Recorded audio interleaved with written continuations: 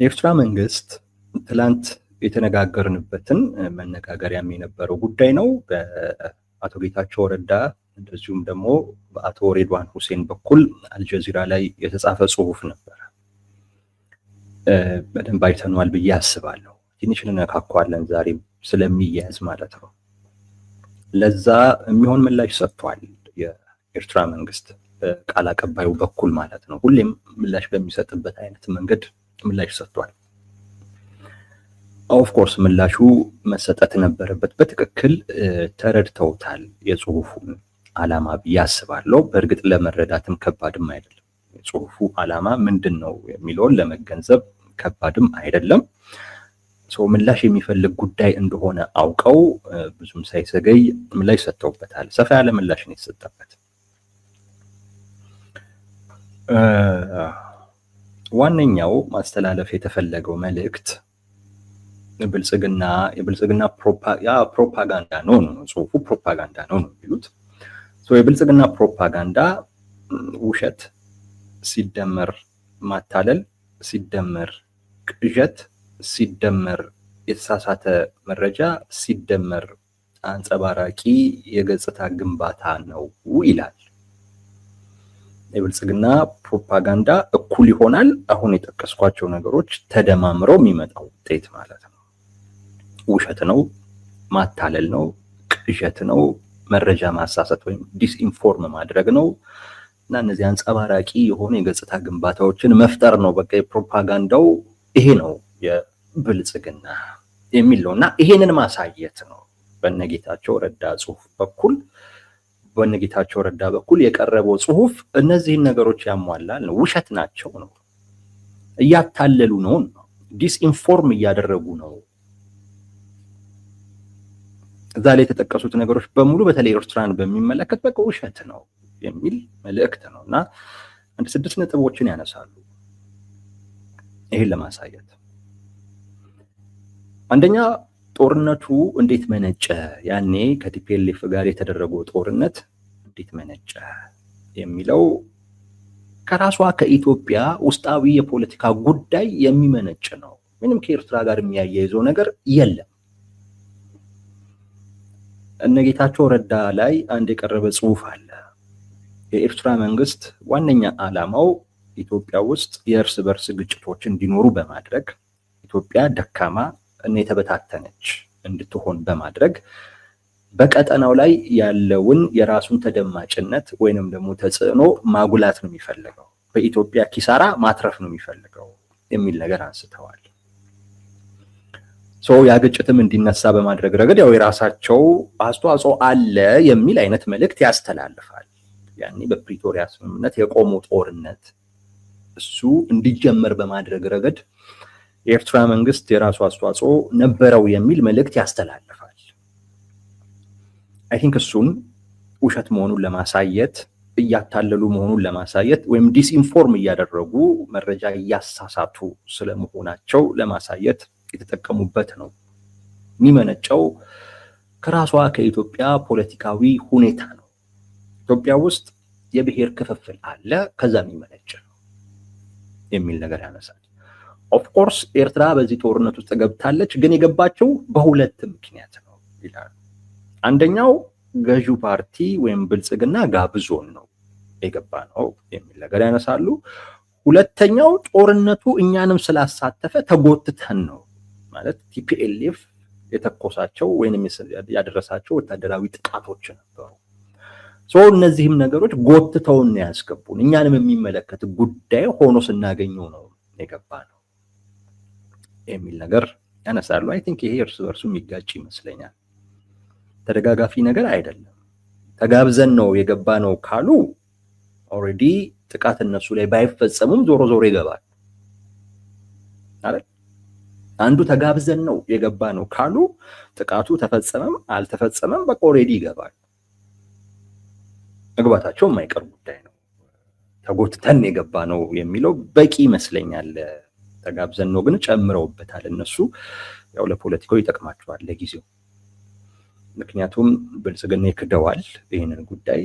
በትግራይ በኩል ደግሞ ያሉ ኃይሎች ደግሞ የውጭ ጠላት ጋብዞ አስጨፈጨፈን የሚል ፕሮፓጋንዳ አለ፣ መሰረት ያለው ውሸትም አይደለም። በእኛ እምነት ብልጽግና አልጋበዘውም ብለን አናምንም። ግን ያ በጣም ትልቅ ነገር ፈጥሯል። በተለይ አሁን የትግራይ የፖለቲካ ማህበረሰብ እነ ዶክተር ደብረጽዮን ከሻቢያ ጋር ለፈጠሩት ግንኙነት ሰቡ ያንን ግንኙነት እንዲቀበል ለማድረግ እንደ አንድ ነገር የሚያቀርቡትና ብልጽግናን ከሻቢያ በላይ ጠላት አድርገው ለመሳል የሚጠቀሙት አንዱ ጉዳይ ይሄ ነው። ሻቢያ እኮ ተጋብዞ ነው፣ ጋባዡ ላይ ነው ማተኮር ያለብን የሚል ነገር አላቸው። ሶ አይ ቲንክ ለዛም ግብአት የመስጠት ጉዳይ ነው። ብሎት አያውቅም ሻቢያ፣ ተጋብዤ ነው ብሎ አያውቅም ነበር። አሁን ከብልጽግና ጋር ችግር ውስጥ ሲገባ ነው ተጋብዤ ነው ማለት የጀመረው እንጂ ብሎ አያውቅም። ሁሌም የሚያነሳው የነበረው ጥቃት ተፈጽሞብን ገባን የሚል።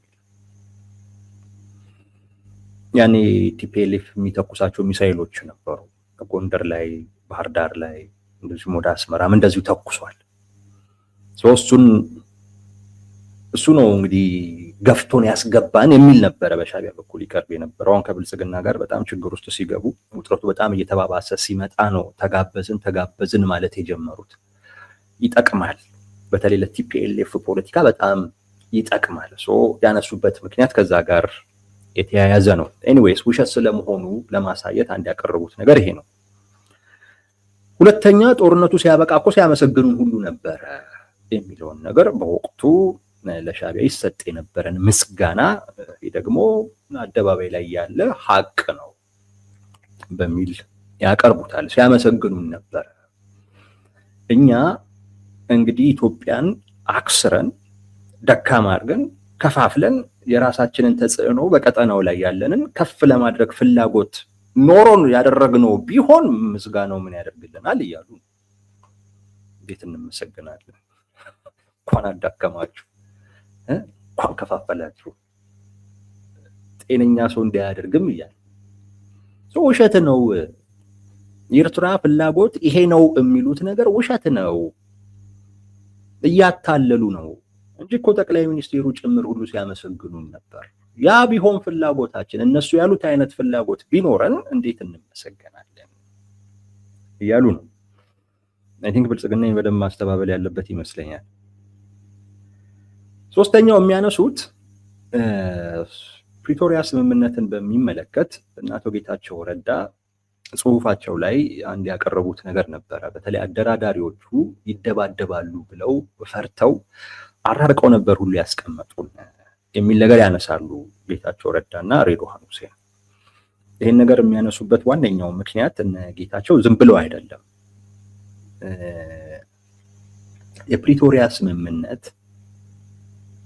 ለፕሪቶሪያ ስምምነት ያላቸውን ቁርጠኝነት ለማሳየት ነው። ትናንት እንደነገርኳችሁ ጽሁፉ እነ ጌታቸው ረዳና በሬድዋን ሁሴን በኩል እንዲወጣ እንዲቀርብ የተፈለገበት ዋነኛው ምክንያት ብልጽግና የፕሪቶሪያ ስምምነትን በሚመለከት ያለውን ተአማኝነት፣ የፕሪቶሪያ ስምምነት እንዲፈጸም ያለውን ቁርጠኝነት ለማሳየት ነው። በሁለቱ በኩል ጽሁፉ እንዲወጣ የተፈለገው። ሁለቱ መቅረባቸው ብቻ በቂ አልሆነም። በጽሁፉም ላይ የፕሪቶሪያ ስምምነት አደራዳሪዎቹ ሊደባደባሉ ብለው ፈርተው ነበረ። ቅልጥ ባለ ጦርነት ውስጥ ነበር ድርድሩ ሲደረግ የነበረው እና አንዳንድ ጊዜ ስሜትም ሁሉ ይፈጠር ነበረ። ነገር ግን ለሰላም ትልቅ ቁርጠኝነት ስለነበረን አደራዳሪዎቹ ከሚጠብቁት ውጪ በሆነ አይነት መልኩ እኛ ተነጋግረን የፕሪቶሪያ ስምምነት እንዲፈረም ሆነ። ያ ስሜታችንን ዋጥ አድርገን ችለን ምናምን አይነት ነገር እና በዚህ መጠን ቁርጠኛ ነበርን የሚልም ጨምረውበታልና ለዛች ደግሞ የተሰጠ ምላሽም አላቸው በሻቢያ በኩል። ምን 10 ጊዜ ልንደባደብ ነበር ትላላችሁ? ለምንድን ነው የፕሪቶሪያ ስምምነትን ወይም ፕሪቶሪያን የመጀመሪያ ጊዜ ተገናኛችሁ አድርጋችሁ የምታቀርቡት? ከዛ በፊት ጅቡቲ ላይ፣ ከዛ በፊት ሲሸልስ ላይ ተገናኝታችሁ የለም ወይ? በአውሮፓ ህብረት እና በአሜሪካ አስታራቂዎች ጉትጎታ ወይም በእነሱ ምክንያት ጅቡቲ ላይ ተገናኝታችሁ የለም? ሲሸልስ ላይ ተገናኝታችሁ የለም? ሲሸልስ ላይ ያልነበረ አይነት እነዚህ ሰዎች ሊደባደቡ ይችላሉ የሚል አይነት ስጋት በአደራዳሪዎቹ በኩል ያልነበረ ስጋት በሶስተኛ ዙር ፕሪቶሪያ ላይ ስትገናኙ እንዴት ኖረ ነው። ከዛ ውጪ ደጋግማችሁ የተገናኛችሁ ሰዎችና ተደባድባችሁ ማታውቁ ሰዎች ጅቡቲ ላይ አልተደባደባችሁም፣ ሲሸልስ ላይ አልተደባደባችሁም፣ ፕሪቶሪያ ላይ ለምንድን ነው የምትደባደቡት? ድራማ ነው ይላል። ሻዕቢያዎች ድራማ እየሰሩ ነው። ጌታቸው ረዳና ሬድዋን ሁሴን ድራማ እየሰሩ ነው። ደግሞ ይህችን ለዛ ያቀርቧታል ማለት ነው። ግን ከመገናኘትም እኮ ሁሉ አልፋችሁ ይላሉ። ጅቡቲም ላይ ሲሸልስም ላይ ከመገናኘት ሁሉ አልፋችሁ ሻዕቢያን እኮ በጋራ ወይም ኤርትራን በጋራ እንምታው ብላችሁ ሁሉ እኮ ተስማምታችሁ ነበረ የሚል ነገርም ይጨምሩበታል። ስለዚህ ፕሪቶሪያ ላይ የምትደባደቡበት ምክንያት የለም። ፕሪቶሪያ ላይ ስትሄዱ ደጋግማችሁ የተገናኛችሁ ሰዎች ናችሁ።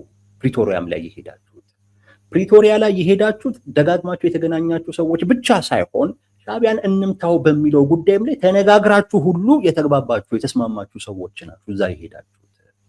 ስለዚህ ለምን ድራማ ትሰራላችሁ? እዛ እንዳንደባደብ ተፈርቶ ምናምን ነገር ለምን ትላላችሁ? ሁለተኛው የብልጽግና ፕሮፓጋንዳ ውሸት ነው፣ ማታለል ነው፣ ቅዠት ነው፣ የተሳሳተ መረጃ ነው ምናምን አንጸባራቂ የሆነ የገጽታ ግንባታ ነው ለሚለው ማሳያ ደግሞ የሚያደርጉት ይሄን ነው። ሶስተኛው ስለራሱ ስለ ፕሪቶሪያ ስምምነት የፕሪቶሪያ ስምምነት የኢትዮጵያ ጉዳይ ነው የሚሉት እኛ አይመለከተንም። ግጭቱ በኢትዮጵያውያን በኩል የነበረ ግጭት ነው።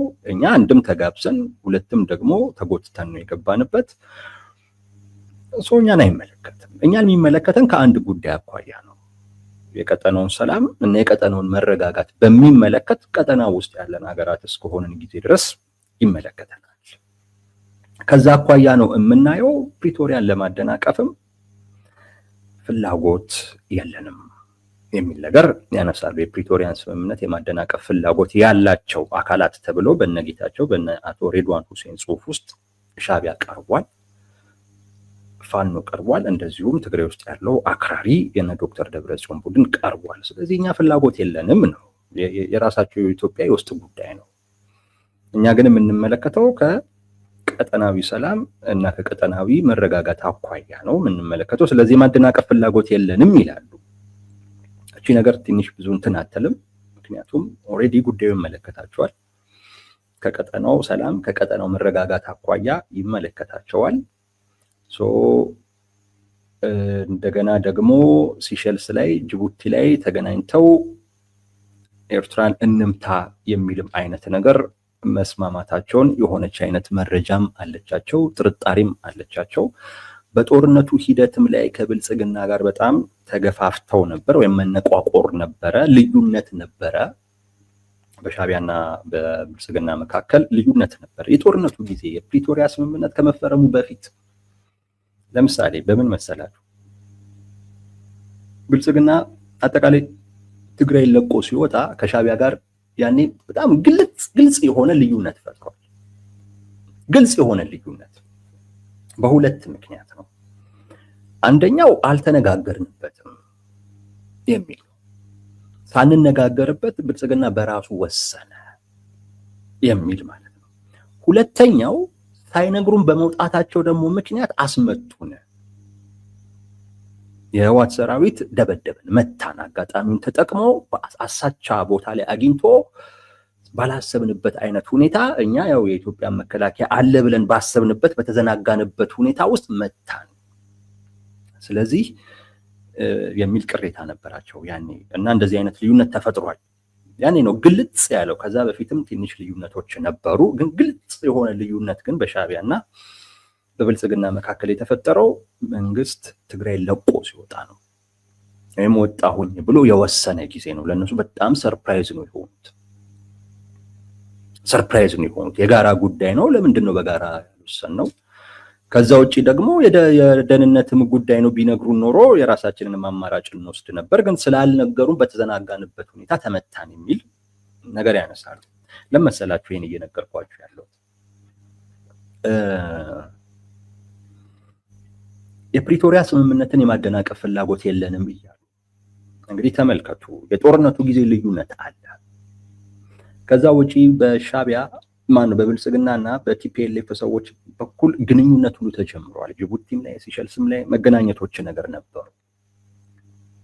ያም ግንኙነት የኤርትራንም ጉዳይ አንስቶ በኤርትራ ጉዳይ ላይ በጋራ አንሰራም የሚል ነገር ተነስቶበት እንደሆነም ያውቃል። እነዚህን ነገሮች ባወቁበት አይነት ሁኔታ የፕሪቶሪያ ስምምነትን የራሳቸው ስጋት አድርገው የማያዩበት ምንም አይነት ምክንያት የለም። ምንም አይነት ምክንያት የለም። ሻቢያ የፕሪቶሪያ ስምምነትን ማደናቀፍ አልፈልግም የሚለው ነገር ምክንያታዊ አይደለም። ራሱ ከዚህ ጽሁፍም አኳያ ምክንያታዊ አይደለም። ወይ ያንን ባይገልጹት ጥሩ ነበረ። እኛን በሚመለከት በጋራ ተስማምታችሁ ነበረ ካሉ በኋላ እኛ የፕሪቶሪያ ስምምነትን የማደናቀፍ ፍላጎት የለንም የሚለው በአንድ ጽሁፍ ውስጥ ነው። ይሄ የሚጋጭ ነው። እንደዛ አይነት ጥርጣሬ ካለ፣ እንደዛ አይነት መረጃ ካለ፣ እንደዛ አይነት ሐሳብ ካለ የፕሪቶሪያ ስምምነትን ጤናማ በሆነ አይነት መልኩ ወይም እኛን አይመለከትም የኢትዮጵያ ጉዳይ ነው ብለህ አትተወውም። እንደዛ ካሰብክ በራሱ ያ ማሰብህ የፕሪቶሪያ ስምምነትን አይመለከተኝም ብለህ እንድታስብ የሚያደርግ አይደለም። ጤናማ በሆነ መልኩ እንድታየው የሚፈቅድልህ ሐሳብ አይደለም። ኦሬዲ አንዴ ጭንቅላትህ ውስጥ ያንን ማሰብ ከጀመርክ የፕሪቶሪያ ስምምነትን የማደናቀፍ ፍላጎት እንዳላቸው አይ ቲንክ ጽሁፉ ራሱ የሚናገረው ነው። እግረ መንገዳችንን ሐሳብ አስተያየት እየሰጠንበት እንሂድ ብዬ ነው። ኤኒዌይስ ይሄንን ያነሳሉ እነሱ። አምስተኛ የብልጽግና ፕሮፓጋንዳ የሚመነጨው ይላሉ ኤርትራ የፕሪቶሪያ ስምምነቱን ለማደናቀፍ ፍላጎት ስላላት አይደለም። ኤርትራ ኢትዮጵያን አዳክማ የራሷን ተጽዕኖ ማሳደግ ትፈልጋለች ስላሉ አይደለም። የነሱ የፕሮፓጋንዳ ይሄ ፕሮፓጋንዳ የሚመነጨው ይላሉ እንግዲህ ውሸት መሆኑን አሳዩ አይደል? በራሳቸው መንገድ የሚመነጨው ሉዓላዊ የሆነ የባህር በር ለማግኘት ካላቸው ፍላጎት ነው። ዋናው ምክንያት ያ ነው። አሁን እዚህ ጋር የሚደረድሯቸው እነ ጌታቸው ረዳ እነ ሬድዋን ሁሴን የሚደረድሯቸው ነገሮች ሁሉ ውሸት ናቸው ይላሉ። እና አይ ቲንክ እሱንም ደግሞ ለማሳየት ከዚህ ጽሁፍ ስር ያለው አንድ ሼር የተደረገ ነገር አለ። ያኔ አዋሳ ላይ ቅርብ ጊዜ ነው ያኔ አዋሳ ላይ አሰብ የከለለ የሆነ ነገርን በካራቴ የሆነ ወታደራዊ ትርኢት ነበረ እና አሰብን የከለለውን ነገር በካራቴ ሰብረው ከዛን አሰብን ኢትዮጵያ ስትጠቀልል ምናምን የሚያሳይ ወታደራዊ ትርኢት ቀርቦ ነበር እና እሱን ደግሞ ሼር ሁሉ አድርገውታል። አይ ቲንክ ለዚህ ማሳያ ነገር ነው። እና የነሱ የፕሮፓጋንዳ ምንጭ ይሄ ነው። የባህር በር ሉዓላዊ የሆነ የባህር በር የማግኘት ፍላጎት ስላላቸው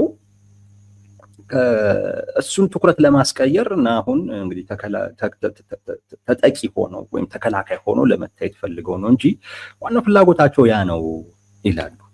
እና ቀጠናውን እያተራመሰ ያለው ራሱ ብልጽግና ነው ይላሉ። ስድስተኛው ነጥብ እሱ ነው። ለዛ ደግሞ የሶማሌላንድ ሜሞራንደም ኦፍ አንደርስታንዲንጉን ያነሳሉ። ለሌላ ኃይል ፍላጎት ወይም ለሌላ ሀገር መንግስት ፍላጎት ሲል ከአርኤስኤፍ ጋር አብሮ እየሰራ የሱዳን ጦርነት ውስጥ ብልጽግና የሚያደርገውን ተሳትፎ ያነሳሉ።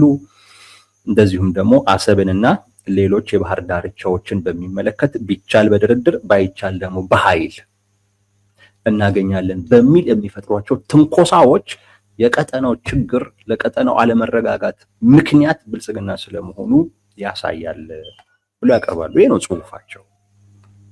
እነዚህ ነጥቦች ያነሳሉ። በዋናነት የብልጽግና ፕሮፓጋንዳ ውሸት ነው፣ ማታለል ነው፣ ቅዠት ነው፣ ዲስኢንፎርም ማድረግ ነው የሚሉትን ነገሮች ለማሳየት ነው ይህንን ነገር ያነሱት። ሀሳብ ሰጥባቸዋለሁ ብዬ የነበረውን አንዳንድ ጉዳዮች መሀል ላይ አንስቻቸዋለሁኝ። ሌሎች ያላነሷቸውን ደግሞ ቀጥላለሁ። ለምሳሌ እንዳልኳቸው የፕሪቶሪያ ስምምነትን የማደናቀፍ ፍላጎት በሻቢያ በኩል አለ። እዚህን እንዳትጠራ። ይሄ ጽሁፍ ምስክር ነው። ራሳቸው የጻፉት ጽሁፍ ምስክር ነው። ጅቡቲ ላይ መገናኘታቸውን፣ ሲሸልስ ላይ መገናኘታቸውን፣ የኤርትራም ጉዳይ መነሳቱን በሚመለከት የሆነ ነገር አላቸው። እነሱ በእርግጥ ራሱ ጌታቸው ረዳን የተናገረው ይላሉ፣ ግን በወቅቱ እነሱ ይህ አይነት መረጃ አይኖራቸውም ተብሎ አይታሰብም። ቲፒኤልኤፍም ቢሆን አይ ቲንክ መረጃ ያሾልካል። ምክንያቱም ጠላትን ለመበተን በሚል ያን ጥምረት ለመበተን እና መጠራጠር ለመፍጠር በሚል ይሄን ነገር ያሾልካል። መረጃው የመውጣት እድሉ በጣም ሰፊ ነው። እዛ ቦታ ላይ ኦልሬዲ ከተነሳ መረጃው የመውጣት እድሉ በጣም ሰፊ ነው። ምክንያቱም ቲፒኤልኤፍ ይጠቅመዋል። ይሄንን ለሻዕቢያው ሰዎች ሹክ እንደዚህ እኮ ተባለ ብለው ሹክ ቢሉ በብልጽግናና በሻዕቢያ መካከል ቅራኔ ወይም ጥርጣሬ ይፈጠራል። ያለ እነሱ ክፍተት ነው። የመውጣት እድሉ በጣም ሰፊ ነው። ይኖራቸዋል መረጃው ብዬ ገምታለሁ። ከዛ ውጪ በጦርነቱም ወቅት የታዩ ችግሮች ነበሩ። ብልጽግና ሳይናገር ወጥቷል፣ አስመትቷቸዋልም እነሱ እንደሚሉት ማለት ነው። ስለዚህ ይሄም ደግሞ ተደራቢ ምክንያት ነው። ይህንን ስትደማምሩ የፕሪቶሪያ ስምምነትን እነዚህን ነገሮች ያየ፣ እነዚህን ነገሮች የሰማ፣ እነዚህን ነገሮች አሁን የጠቀስኳቸውን ሁለቱን ነገሮች ያወቀ አካል የፕሪቶሪያ ስምምነትን በጤናማ አእምሮ ያየዋል ማለት በጣም በጣም ስህተት ነው እና የማደናቀፍ ፍላጎት በደንብ አላቸው። ሻዕቢያ የፕሪቶሪያ ስምምነትን እኔ ላይ የተወደለተ ዱለታ ነው ብሎ ነው የሚያምነው። እንደዛ ብሎ ነው የሚያምነው። አንዱ ሐሳብ ሰጥበታለሁ ያልኩትና እዛ ላይ ያነሳሁት ይሄ ነው። ሁለተኛው ሐሳብ በሰጥበት በጣም የምወደው ነገር ልንደባደብ ነበረ ወይም እንዳንደባደብ ተፈራ የሚለው ጉዳይ ላይ ነው። እነ ጌታቸው ረዳ ይህንን ነገር ደጋግመው አንስተውታል። ጌታቸው ረዳ ደጋግመው አንስተውታል። ሬድዋን ሁሴንም ደጋግመው አንስተውታል። አንድ ጊዜ የመንግስት ሚዲያ ላይ ቀርበው ኢቲቪ ላይ ምናምን ነገር በፕሪቶሪያ ስምምነት ዙሪያ ሁለቱ ሲያወሩ ነበር። የዛን ሰዓትም አንስተውታል ይህን ጉዳይ ልንደባደብ ነበር የሚለዋል።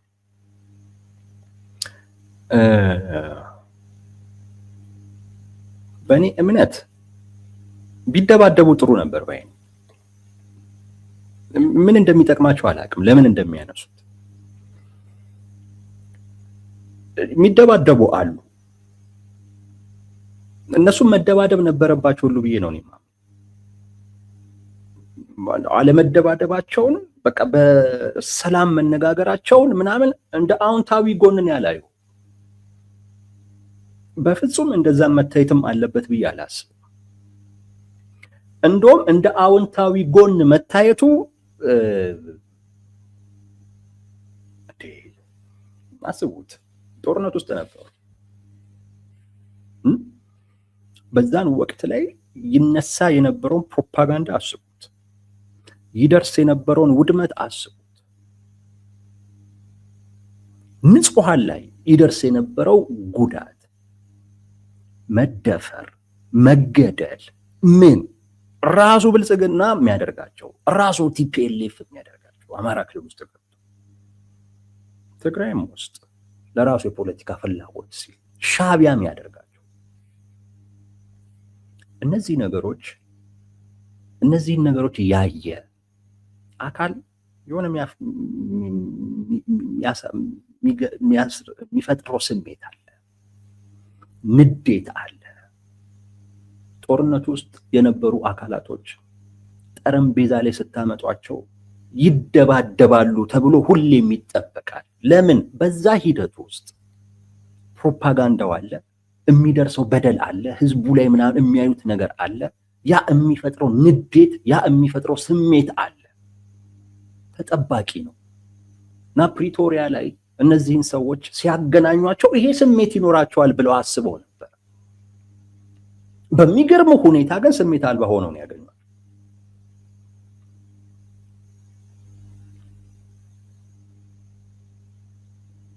ይሄ ኢትዮጵያ ውስጥ ያሉት ፖለቲከኞች ጋር በሙሉ ያለ ችግር፣ ህዝብ ላይ ለሚደርስ ነገር፣ መከራው፣ ስቃዩ በእነሱ ምክንያት ህዝብ ላይ ለሚደርሰው ነገር እውነቴን ነው የምላችሁ ስሜት አልባ ናቸው።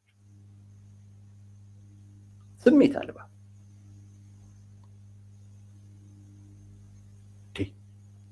ንዴት እኮ ይሰማል እኮ። በሱ ትዕዛዝ እኮ ነው አንተ አክሱም ላይ ምናምን ይሄ ሆነ የምትለው ነገር እኮ ሲሆን እኮ የነበረው። ስለዚህ ስታየው ደም ሊፈላ ይገባል። ስታየው በቃ የሆነ ሰይጣን እነቀው ሊልህ ይገባል። ፈልገህ እኮ አይደለም፣ ብትፈልግ እኮ ብትገለው እኮ ነው ደስ የሚልህ። ይህን ስሜት ተቋቋም ነው ካሉኝ በቃ ተውት፣ ስሜቱ የለም። እንዲህ አይነት ስሜትን በቀላሉ አትቋቋም። ሞክረ ሰው ገላግሎ ምናምን ነገር ነው ትንሽ ብለህ ተንፈስ። ስሜት አልባ ናቸው ፖለቲከኞቻችን፣ ለህዝቡ ስሜት አልባ ናቸው። እነ ጌታቸው ረዳ ብቻ ሁሉ ለዛ ነው አንዱም እማያዝ ነው። እነ ዶክተር ደብረጽዮን ያው ጦርነት እኮ ካልተደገመ እኮ ስሜት ያለው ሰው የኔ ያደርጋል። ስሜት ያለው ሰው የህዝቡ ጉዳት ያ የነበረው ጉዳት የጎዳው ሰው በቃ የሆነ ጠባሳ የፈጠረበት ሰው መልሼ ጦርነት ውስጥ ካልገባው እኮ አይልህም፣ በፍጹም አይልህም። ለምንም ቢሆን ማለት ነው በተቻለ መጠን ከጦርነት የሚርቅበትን አይነት አማራጭ ይፈጥራል። እነ ዶክተር ደብረጽዮን እኮ ጦርነት ባለበት ሁሉ እኮ ነው እየሄዱ ያሉት። ትግራይ ላይ ካልመጣ ባይ እኮ ናቸው። አንተ በዛ ጦርነት ውስጥ ያለቀውን ወጣት አይተህ አሁን እንደገና ለጦርነት ታፍሰዋለህ? አልፈልግም እያለ ታፍሰዋለህ? አይ ካልፈለገ ሲቅርብኝ አትልም እንዴ?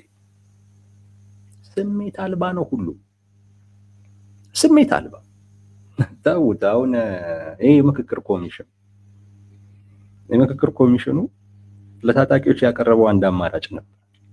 ያም አማራጭ ምንድነው? ኦኬ ጦርነቱን አድርጉ፣ መንግስት ግን ለምትወክሏቸው ሰዎች ዋስትና ይሰጣል፣ የደህንነት ዋስትና ይሰጣል፣ ኑና ተሳተፉ ይላል። እንዴት ነው የሚቻለው? በድሮን በምን እናቴን፣ አባቴን፣ ወንድሜን፣ እህቴን ገደለብኝ፣ ጨፈጨፈብኝ የሚልን ሰው እዛ አይነት ስሜት ውስጥ ያለን አካል ወኪል ላክና የብልጽግና ፕሮጀክት በሆነው ጉዳይ ውስጥ እንዲነጋገር ላከው ስትል እኮ በቃ እሱ የሚሰማውን አይነት ስሜት ወይ አይሰማህም ወይንም ደግሞ ዝም ብሎ ለወሬ ነው እንደዛ የሚለው እንጂ እሱም አይሰማውን ብለህ ታስባለህ ማለት ነው።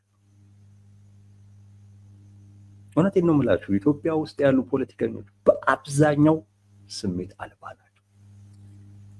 የለም ያ ስሜት ቢኖር እውነቴን ነው የምላችሁ በጣም ጥሩ ነው። ስሜት ያስፈልጋል፣ በጣም ስሜት ያስፈልጋል። ስሜትን መግራት ያስፈልጋል። ግን አንዳንዴ ደግሞ በጣም የማይገራ ስሜት ደግሞ አለ።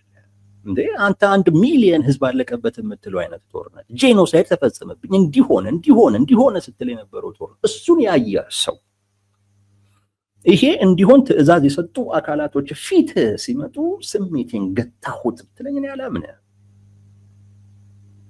አላምነ ለመሰለም አላምነ። እኔ አሁን ጎበዝ ነኝ ብዬ ነው የማስበው። ስሜትን በመግታት ረገድ በጣም ጎበዝ ነኝ ብዬ ነው የማስበው። ጎበዝ ነኝ እንደውም የምልበት አንዱ ጉዳይ ያ ነው። ግን ስሜት እንዴት እንደሚፈታተን ደግሞ በደንብ አውቀዋለሁ። ስሜት አልባ ካልሆንክ በስተቀር እንዲህ አይነቱ ጉዳይ ትንሽ ይላል እና ስሜት ቢኖራቸው ጥሩ ነው። ስሜት አስፈላጊ ነው። መግራት እንደ ባሰ አይነት ጉዳት እንዳያመጣ መግራት ነው እንጂ እሱ ላይ ኢንተለጀንት መሆን ነው እንጂ የሚያስፈልገው፣ ብልህ መሆን ነው እንጂ የሚያስፈልገው ስሜት አልባ መሆን አይደለም። አብዛኛው ግን ስሜት አልባ ነው።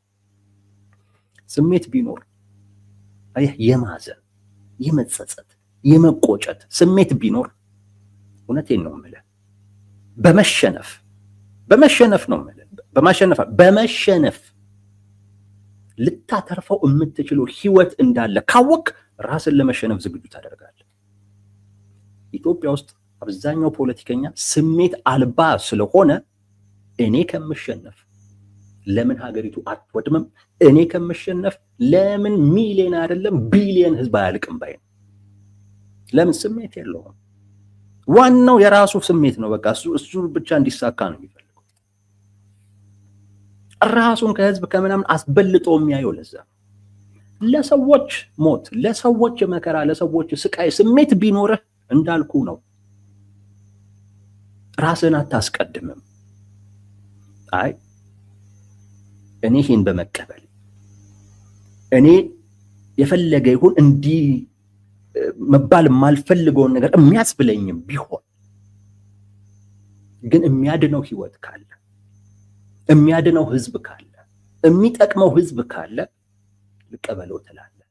ይህን የምትለው ስሜት ሲኖር የለም፣ ስሜት የለም። በአብዛኛው ፖለቲከኞች ዘንድ ስሜት የለም። እነ ጌታቸው ረዳ ያልተደባደቡት ስሜት ስለሌለ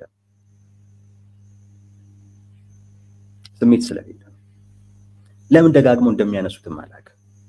ባያነሱት ጥሩ ነው። አንዳንዱ እኮ ፓርላማ ላይ እኮ ይደባደባል።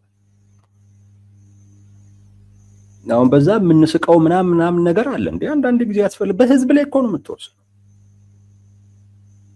በአንተ ጉዳይ ላይ ብቻ እኮ አይደለም እንዴ፣ በቤተሰብህ በህዝብህ ጉዳይ ላይ የሚወሰን ውሳኔ ነው። አንዳንድ በጣም ስሜታዊ መሆን አለበት። ደጋግመው ስለሚያነሱት ነው ይሄንን ማለት የፈለኩት። ከዚህ ቀደም ብዬ አውቃለሁ። እነሱ እንደ ቁርጠኝነት ማሳያ አድርገው ነው የወሰዱት፣ ግን አደራዳሪዎቻቸው ግን ያውቃሉ ስሜት የለም። የሁሉም ችግር ነው የነጌታቸው ረዳ፣ የሁሉም ከዚህ ምናልባት ጥቂት ሰዎች ስሜት አላቸው ልትሉ ትችሉ ይሆናል። አብዛኛው ስሜት አልባ ነው። ለህዝብ ስሜት አልባ ነው። ሻዕቢያ ይወጉኝ ሲዶልቱ ነበረ አለ። ሌላኛው ጉዳይ ሀሳብ ብትሰጥበት ጥሩ የሚሆነው ይሄም ነገሩ ውሸት አይደለም። አቶ ጌታቸው ረዳ አረጋግጧል እንደዚህ አይነት ሀሳብ ተነስቶ እንደነበር አረጋግጧል። እነሱም ያንን ነው የሚጠቅሱት። ጠቅላይ ሚኒስቴሩም አረጋግጠውታል። ከአቶ ጌታቸው ረዳ በተጨማሪ ጠቅላይ ሚኒስቴሩም አረጋግጠውታል። እኔ ቢያደርጉት ጥሩ ነበር ባይ ነኝ። አላደረጉትም። ያው ለምን እንደከሸፈ አላውቅም። አይ ቲንክ በዛ በኩል የሻዕቢያ የፈለገ ነገር ቢያደርጋቸውም ሻዕቢያ እንዲኖር ፍላጎት ያላቸው አካላቶች አሉ። እነሱ ይሄንን መረጃ አውጥተው ወይንም እምቢ ብለው እንዲፈርስ ያደረጉ ይመስለኛል። በብልጽግና በኩል ግን ፍላጎት ነበር። ለዛ ማሳያው ቅርብ ጊዜ ጠቅላይ ሚኒስቴሩ ፓርላማ ላይ ተገኝተው የተናገሩት ንግግር ነው። ምን አሉ ጠቅላይ ሚኒስቴሩ? ሻዕቢያ የሚፈጽማቸው ነገሮች በሙሉ ይሰሙን ነበር፣ ያበሳጩን ነበር፣ ልክ ነው ብለን አናስብም ነበር። ነገር ግን በወቅቱ የነበረን አቅም ያው ራሱ ቲፒኤልኤፍም ዋነኛ ኃይላችንን ስለመታው በወቅቱ የነበረን አቅም ግን ህወሓትንም ሻዕቢያንም እንድንዋጋም ይፈቅድልን አልነበር አሉ።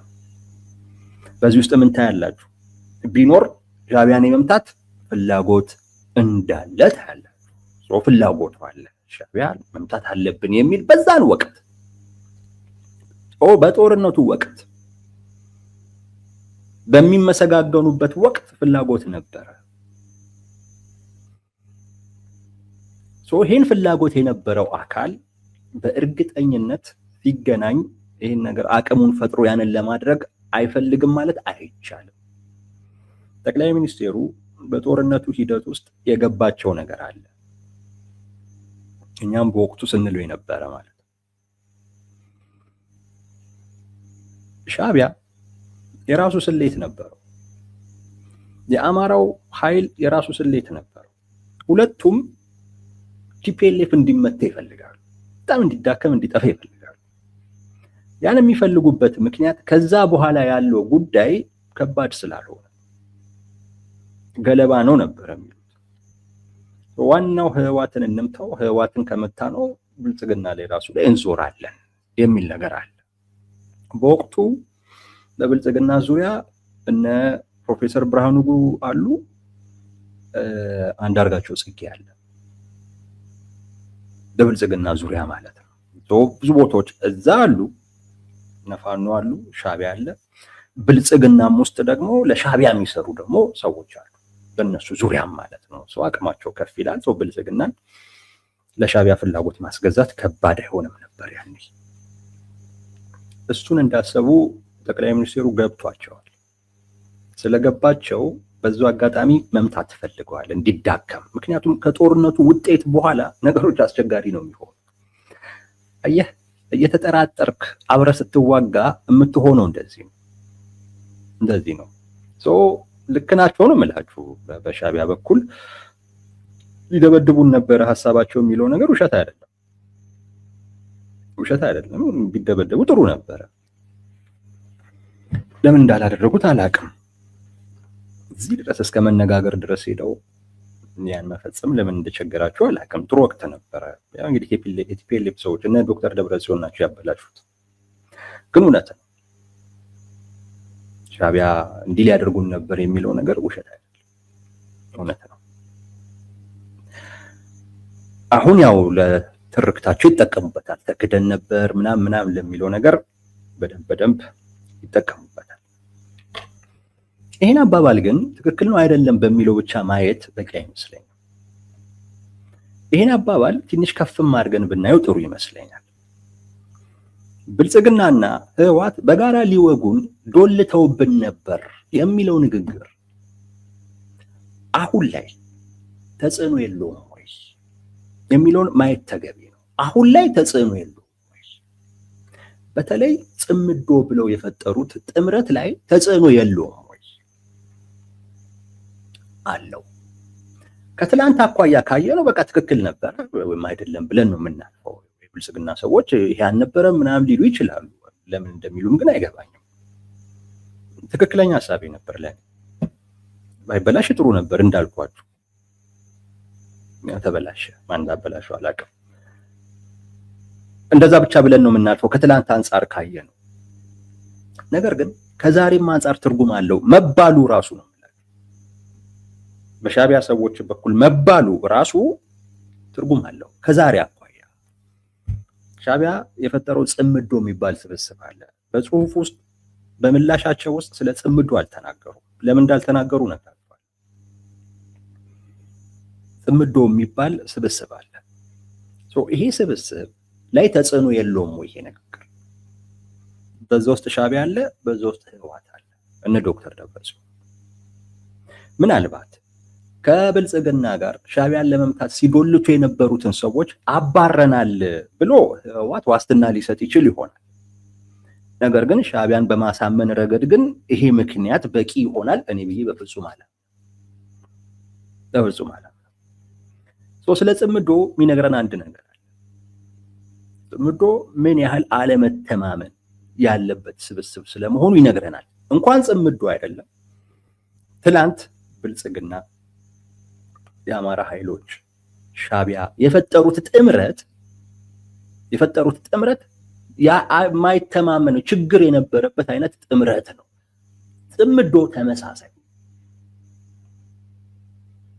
ሆነ እና አትጠራጠሩ፣ ብልጽግና፣ ሻዕቢያ እና ፋኖች ፈጥሮት የነበረውን አይነት ጥምረት እሱ ላይ የመጣው አይነት ውጤት ተመሳሳዩ አሁን ጽምዶ የሚባለው ስብስብ ላይ መምጣቱ አይቀርም። እርስ በርስ ይመታታል። እንግዲህ ያኔ እንዴት ነበር ሲዋጉ የነበሩት? በአይነ ቁራኛ እየተያዩ ማለት ነው። ብልጽግናም ሻዕቢያን እየጠበቀ እዚህም ጋር የአማራ ኃይሎችን እየጠበቀ ነበረ። ትንሽ የራሱንም አቅም እየቆጠበ ነበረ የሚሄደው። ምክንያቱም አይታወቅም ማን ማንን ሊመታ እንደሚችል አይታወቅም።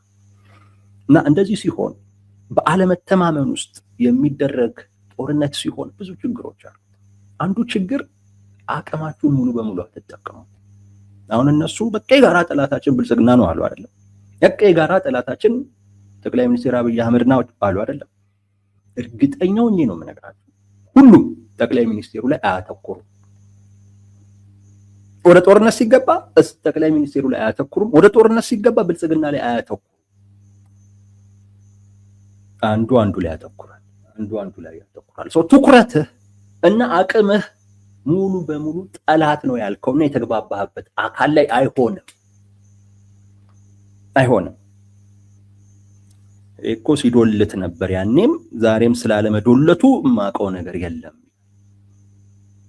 ያ እንደ ካደኝ ዛሬ ይሄ እንዲክደኝ፣ ያ እንደተጫወተብኝ ይሄ እንዲጫወትብኝ ዛሬ ሳልፈቅድም ነው የሚለው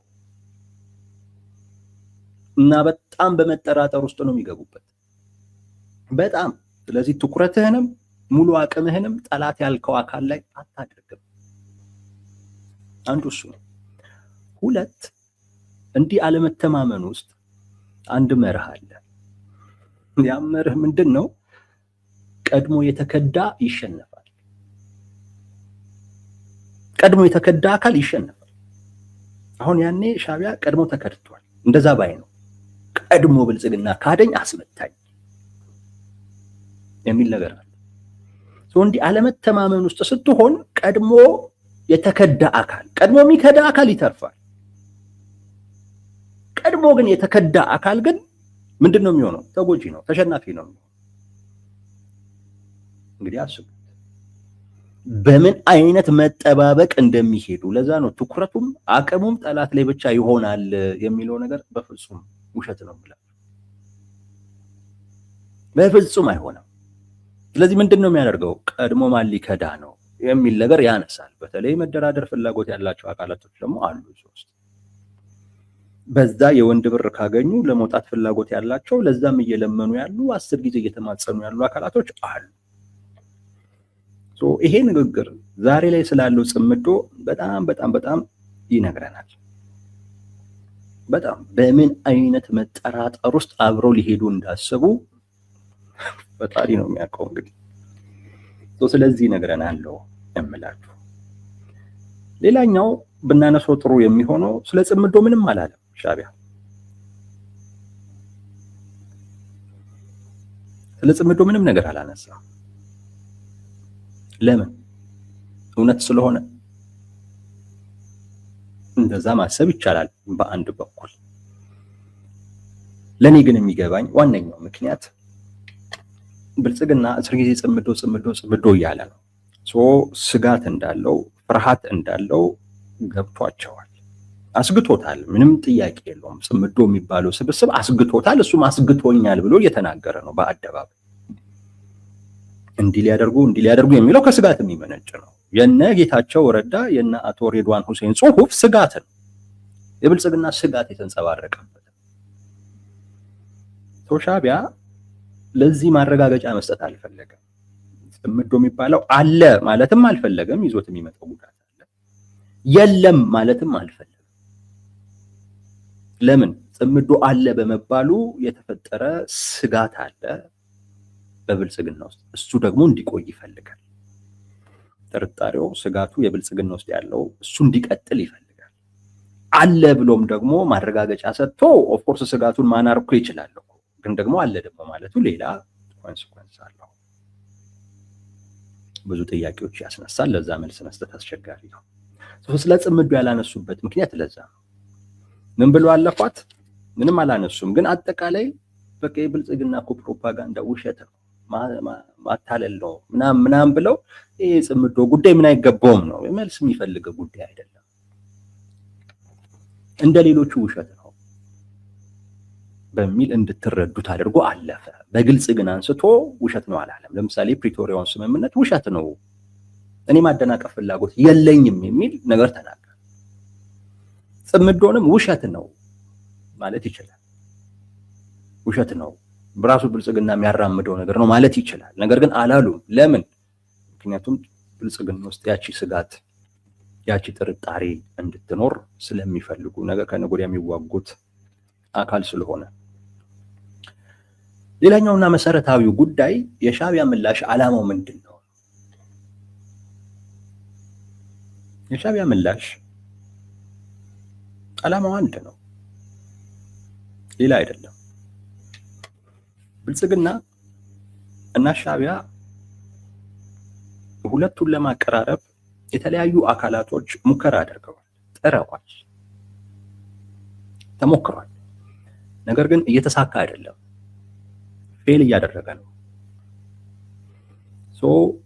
ጦርነቱ እንደማይቀር በሁለቱም በኩል እያሰቡ፣ ሻዕቢያ ጦርነቱ ይቀራል የሚል እሳቤ ያለው፣ በቃ ብልጽግና የባህር በር ያስፈልገኛል ብሎ ተነስቷል ብሎ ያምናል። እንደገና እንዳልኳችሁም ደግሞ ብልጽግና በቃ የባህር በር ይዞ መምጣት ማለት ባለፈው ነግሬያችኋለሁ፣ የህዝቡን የልብ ትርታ ማግኘት ማለት ነው። ከዛ በታች የሆነ ምንም ነገር ቢሰራ ይጣጣልበታል። ከዛ በታች የሆነ ነገር ምንም ነገር ቢያደርግ በሚፈልገው አይነት መልኩ ትርጉም አያገኝበት። የባህር በር ማምጣት ማለት በቃ ይሄ የሰውን የልብ ትርታ ሰርፕራይዝ ነው የሚሆነው። ሰው ብልጽግና ሊቀበል የሚችለው ወይም ለብልጽግና ልቡ ሊመታ የሚችለው የባህር በር ሲገኝ፣ ይሄ ግልጽ ነው። ብልጽግና የሚያውቀዋል፣ ሻዕቢያ የሚያውቀዋል፣ ሁሉም ያውቀዋል። እና ብልጽግና ምን ማምጣት አለብኝ ብሎ ያስባል። እንደገና ከጠቅላይ ሚኒስቴሩም ጋር በነበራቸው ኢሳያስ አፈወርቂ በነበራቸው የመጀመሪያ ግንኙነቶች በሙሉ ጠቅላይ ሚኒስቴሩ ያው ስለ ባህር በር ያላቸውን ፍላጎት በደንብ ተረድተውታል። ስለተረዱትም ነው በባህር በር በዛች ፍላጎታቸው ሊጫወቱባቸው ፈልገው የነበረው። ኢሳያስ አፈወርቂ በሷ እያሉ እንደፈለጉ ጠቅላይ ሚኒስቴሩን የመንዳት ፍላጎት ነበራቸው። ጠቅላይ ሚኒስቴሩ መሀል ላይ ባነኑ። የፈለገ ቢሆን ከስልጣን የሚበልጥ ነገር የለም። በስልጣኑ ሲኖር ነው የባህር በር የሚመጣው።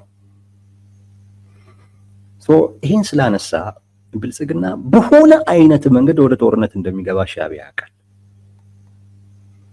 ብልጽግናም አንድ ለዚህ፣ ሁለተኛ ሻዕቢያን ሳይመታም እረፍት እንደማያገኝም ያውቃል።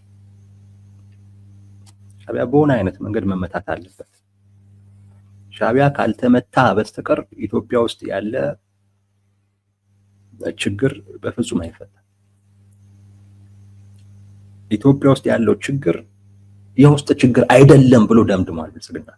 የውስጥ ችግር ቢሆን ኖሮ በዚህ በምክክር ሂደት ውስጥ ይፈታ ነበረ፣ ወይም ደግሞ በዛ ውስጥ ለመሳተፍ ፍላጎት ይኖራቸው ነበረ። ከልቡ ነው ይሄንን ይላል ብልጽግና። ፍላጎት ያጡት በቃ እነዚህ አካላቶች የውጭ አካል ላኪ ስላላቸው በዛ አማካኝነት እና ችግሩ ውጫዊ ነው ብሎ በደንብ ደምድሟል። ይሄ በቃ የተማመኑበት አቋም የያዙበት ጉዳይ ነው።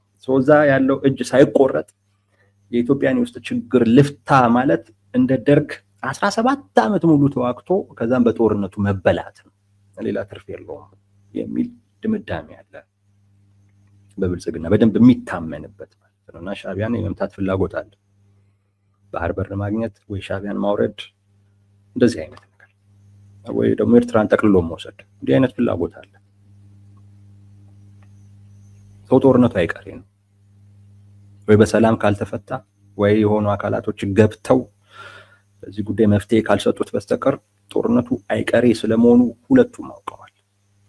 አሁን ምን ውስጥ ገብቷል? የፕሮፓጋንዳ ጦርነት ውስጥ ገብተዋል። የነጌታቸው የነሬድዋን ጽሁፍ በብልጽግና በኩል የቀረበ ፕሮፓጋንዳ ነው። ፕሮፓጋንዳው ምንድነው? እውነት ነው፣ ሻዕቢያ እንዳለው ማለት ነው። ፕሮፓጋንዳው ምንድነው? ተጠቂ ነኝ የሚል አይነት መልእክት ነው። አሁን ሁለቱም በዓለም አቀፉ ማህበረሰብ ዘንድ በህዝባቸውም ዘንድ የሞራል እና የህግ የበላይነትን ለመያዝ እየተፋለሙ ነው ያሉት። የሞራል የህግም የበላይነት ደግሞ ለመያዝ አንተ አጥቂ ሳይሆን ተጠቂ ሆነ መቅረብ መቻል አለበት። አንተ ጸባጫሪ ሳይሆን ተከላካይ ሆነ መቅረብ መቻል። ህግ ይደግፋል። እንደዛ ሲሆን የተባበሩት መንግስታት ህግ ውስጥ አለ ይሄ ጉዳይ፣ ራስን መከላከል መብት። ሰው ብልጽግና ያንን እያደረገ እንደሆነ ገብቷቸዋል እና ጽምዶ ሻዕቢያ ነው የሚመራው ምናምን የሚለው ነገር በደንብ ገብቷቸዋል። ምን ላርግ ታዲያ ሊል ነው። ነገ ከነገ ወዲያ ህዝቡንም ይኸው ሻዕቢያ ከነ ቲፒኤልኤፍ ጋር ከነ ምናምን ጋር ሆኖ ከራሳችን ባንዳዎች ጋር ሆኖ ሀገር ሊያፈርስ እየመጣ ነው እያለ እየነገረው ነው ያለው። ምን እያደረገው ነው? ለጦርነት እያዘጋጀው እኮ ነው ያለው አይደለም? ነው እኮ። ልክ እንዲህ እኮ ሲባል ሰው ይዘጋጃል። አይ ጦርነት ሊጀመር ነው። ያንን መልእክት በደንብ የሚወስደው እና ኢንተርናላይዝድ የሚያደርገው አካል ያው በብልጽግና ዙሪያ ይሰባሰባል።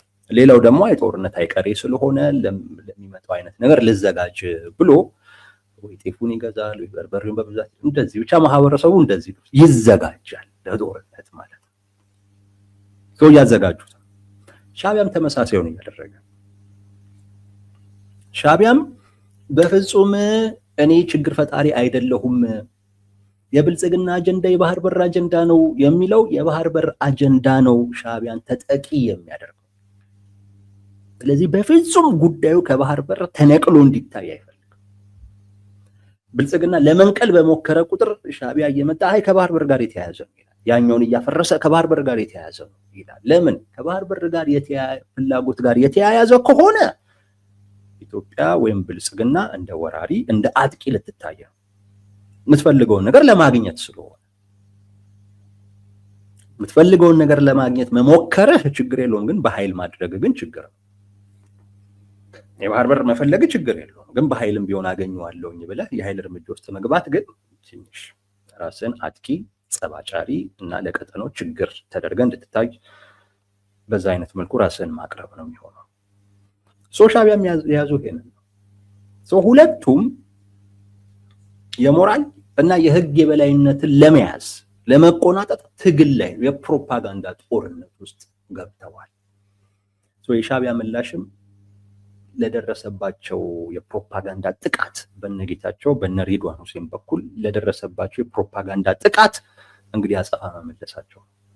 ምን አደረጉ? ውሸት ነው፣ ከፕሪቶሪያ ጋር አይያያዝም። ዋናው ጉዳይ ከባህር በር ፍላጎታቸው ጋር የተያያዘ። ዓለም ጉዳዩን ከኢትዮጵያ የባህር በር ፍላጎት ጋር አያይዞ ካየው ኢትዮጵያ ፍላጎቷን ለማሳካት ስትል ጦርነት ጀመረች የሚል ግንዛቤ ይወስዳል። ብልጽግና ጉዳዩን አላቆ ከባህር በር አላቆት ጉዳዩን ከምን ጋር ውጥረቱን ማለት ነው ከምን ጋር ማያያዝ እየፈለገ ነው? ከጽምዶ ከሚባለው ጉዳይ ጋር እያያዙ። ለዛ ነው ጽምዶ በነገራችን ላይ በጣም አጀንዳ እየሆነ ያለው። ከጽምዶ ጋር ማስያዝ እየፈለገ በዛ አይነት መልኩ ከታየ ሻዕቢያ ጸባጫሪ ሊሆን ነው። በሀገር ውስጥ የውስጥ ጉዳይ ላይ ጣልቃ የገባ አካል ተደርጎ ነው የሚታይ።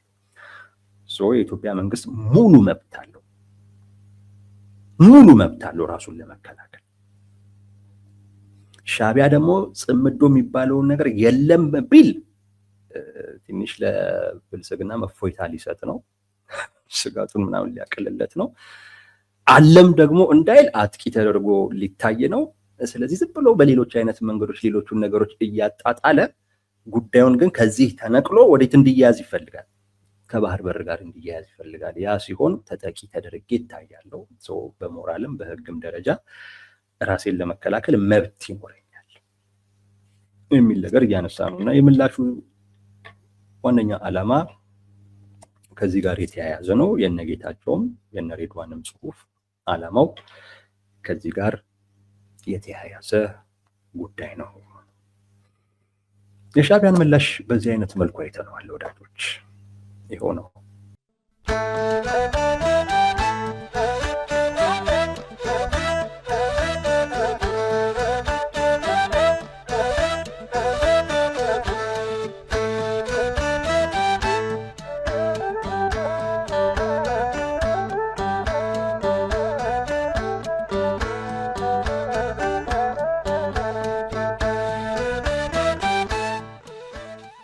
Yo